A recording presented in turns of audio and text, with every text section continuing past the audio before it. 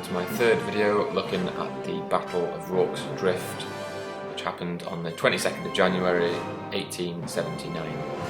If you haven't seen my previous two videos, which looked at the Zulu army and the British forces, go and check those out first. This video will focus on the actual geography of the battle. So this book, written by Ian Knight and illustrated by the Perrys, is an absolute cracker, and I really recommend getting this if you have any interest in Rorke's Drift. It's got loads of really great detail and photographs of folk who took part in the battle. That's a shot of Chard there, proudly displaying his VC after the war.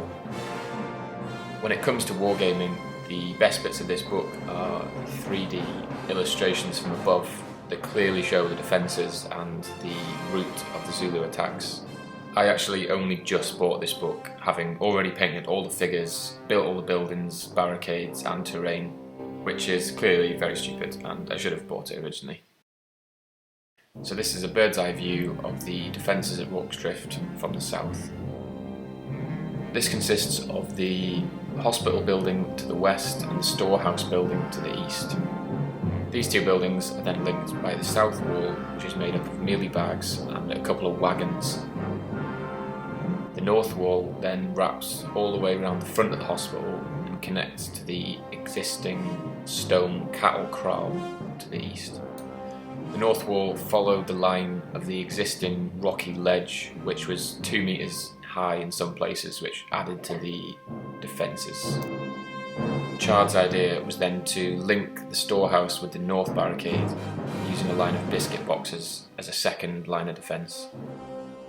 Finally, a mealie bag redoubt, or pile of mealie bags as I've seen it noted in some places, was included. So I'm now going to use the model for some close-up shots and videos to kind of give you an idea of these defences as experienced on the ground by the participants. This is a view of the south wall that links the two buildings as the Zulus would have seen it on their initial attacks on the day. The crossfire from these two buildings was apparently devastating to the Zulus, and is the reason why their initial attacks on the south wall failed.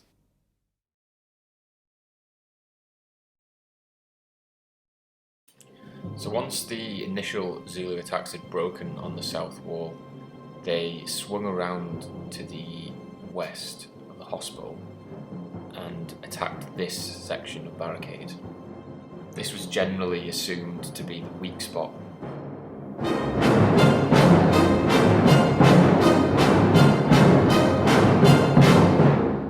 Despite this being the weak point, the British repelled several attacks by the Zulus, falling back to the veranda of the hospital at one point before reclaiming the barricade. The Zulus continued to wrap around and encircle the defences. This brought them round to the north wall, which included the 2-metre stone ledge. This made attacking the barricade very difficult. However, the rough ground in front of this wall did offer some protection for the Zulus.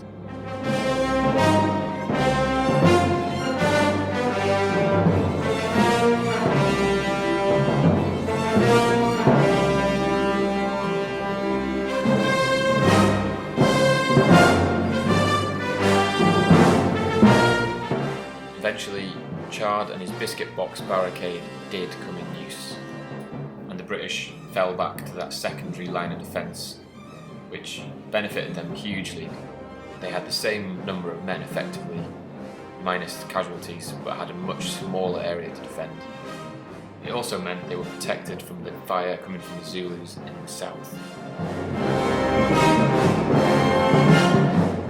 As darkness fell, the fighting was confined to the area in front of the storehouse and the cattle kraal to the east.